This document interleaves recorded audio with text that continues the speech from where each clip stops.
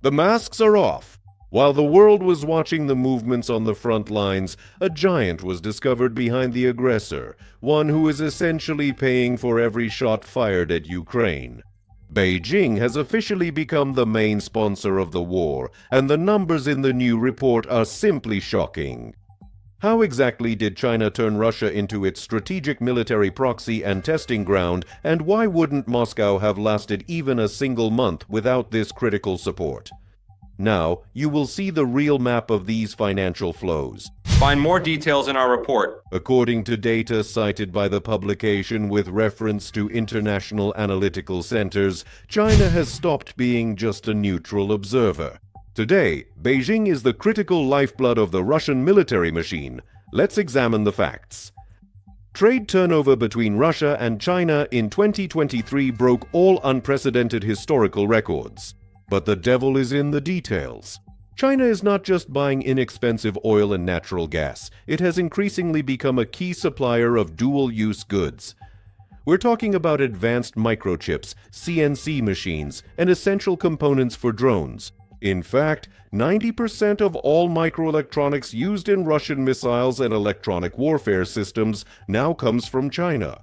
Without these supplies, the Russian military-industrial complex would have faced collapse a year ago. Beijing has created a safe haven for Moscow, allowing it to bypass Western sanctions and continue weapons production on an industrial scale. But don't think this is selfless help from a big brother. Xi Jinping is playing an extremely cynical game, buying Russian energy resources at huge discounts. China is essentially subsidizing its own economy at Russia's expense due to its isolation. Moscow has found itself in total dependence. The yuan has become Russia's main reserve currency, and Chinese banks are its only window to the external financial world. However, as experts note, Beijing skillfully walks a fine line. Officially, they do not supply lethal weapons in order to avoid secondary U.S. sanctions, but at the same time, they turn a blind eye to the fact that their civilian quadcopters and SUVs are ending up en masse on the front lines. This sponsorship allows China to solve two problems at once. First, to weaken the West as much as possible using Russia's hands. Second, to turn Russia itself into its own raw materials appendage, one that will never again be able to dictate terms to Beijing. Market analysts are warning. If Trump decides to initiate a trade war with China over Ukraine, it could set off a massive global economic storm. But there is no other way. The only way to shut off Putin's financial pipeline is by putting pressure on Beijing.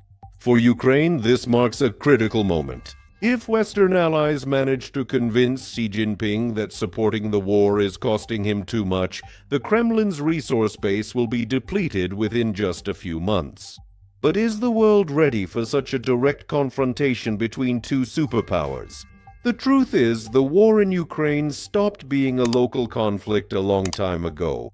This is a clash of resources, with Western technology on one side and Beijing's bottomless wallet on the other. Can Trump successfully dismantle this alliance?